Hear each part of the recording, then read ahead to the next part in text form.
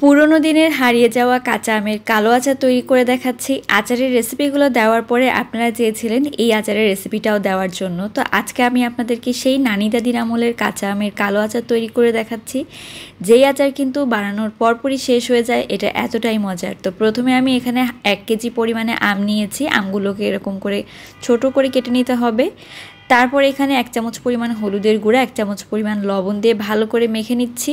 এখন এটাকে ফ্যানের নিচে রেখে দেবো পানিটা শুকিয়ে নেওয়া পর্যন্ত। আপনারা চাইলে 1 ঘন্টার জন্য এটাকে রোদেও দিতে পারেন।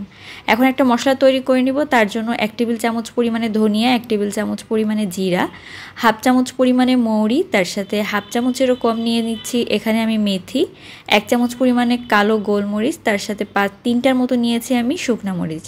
তো সব মশলাকে একত্রে ভালোভাবে একটু ভেজে নিতে হবে। ভাজা হয়ে গেলে এটাকে একদম ভালো করে গুঁড়া করে নিতে হবে। তো এখন আমি এখানে তেল দিয়ে দিচ্ছি। তেল দিচ্ছি আমি এখানে প্রায় 4 টেবিল চামচের মতো। 1 চামচের মতো দিয়ে দিচ্ছি এখানে 5 ফোড়ন। তো 5 ফোড়ন দেওয়ার পরে 1/2 চামচ দিয়ে দিচ্ছি এখানে মৌরি। তো 2টা তেজপাতা আর 2টা শুকনো মরিচ দিয়ে দিলাম। এগুলোকে ভালোভাবে একটু ভেজে নেব ফোড়নের জন্য।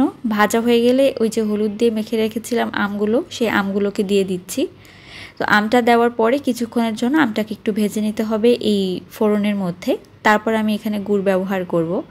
এই কাঁচা আমের কালো আচার তৈরির জন্য কিন্তু গুড়টাই ব্যবহার করতে হবে। চিনি ব্যবহার করলে এই যে কালো ভাবটা সেটা কিন্তু আসবে না। তো আমি এখানে এখন গুড় দিয়ে দিব। গুড় আমি প্রায় 1 কাপের মতো ব্যবহার করেছি।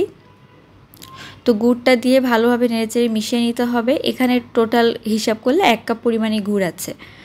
তো গুড়টা এখন গলে আসা পর্যন্ত অপেক্ষা করতে হবে। সবচেয়ে ভালো হয় যদি খেজুরের গুড় দিয়ে করা যায়, তবে এখন তো খেজুরের গুড় খুব একটা পাওয়া যায় না। আমি আখের গুড় দিয়েই এই রেসিপিটা করে দেখাচ্ছি। তো ভালোভাবে নেড়েচেড়ে মিশিয়ে নিতে হবে এই গুড়টাকে আমের সাথে। আর চুলার আঁচটা রাখতে হবে মিডিয়াম লো। এই আচারটা খেতে এত বেশি ভালো লাগে, বিশেষ করে খিচুড়ি দিয়ে। আর আচারটা বানানোর পরপরই তো এটা শেষ হয়ে যায়, এটা এতটাই মজার। চুলা আঁচটা মিডিয়াম লোতে রেখে এটাকে রান্না করে নিব। তো দেখতে পাচ্ছেন গুড়গুলো গলে গিয়েছে। এখন যে মশলাটা গুঁড়া করে রেখেছিলাম সেখান থেকে 2 চামচ পরিমাণে মশলা আমি এখানে দিয়ে দিচ্ছি।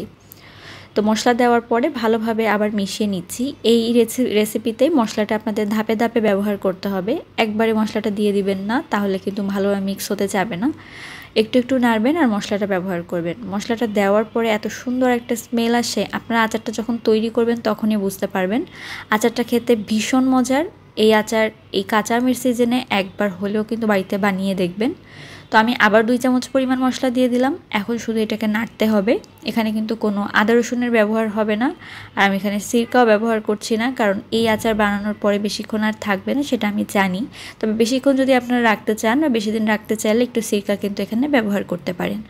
ব্যাস তৈরি হয়ে গেল কাঁচা আমের কালো আচার। সেই পুরানো দিনের রেসিপিতে তৈরি করে দেখালাম। আশা করি আজকের এই রেসিপি আপনাদের অনেক ভালো লেগেছে। ভালো লাগলে অবশ্যই এভাবে একবার বাড়িতে বানিয়ে দেখবেন। আশা করি আপনাদের বাসার সবাই এই আচারটা অনেক বেশি পছন্দ করবে। সেই পর্যন্ত সবাই ভালো থাকবেন এবং সুস্থ থাকবেন। ভালো লাগলে একটা কমেন্ট করে জানাবেন। আল্লাহ হাফেজ।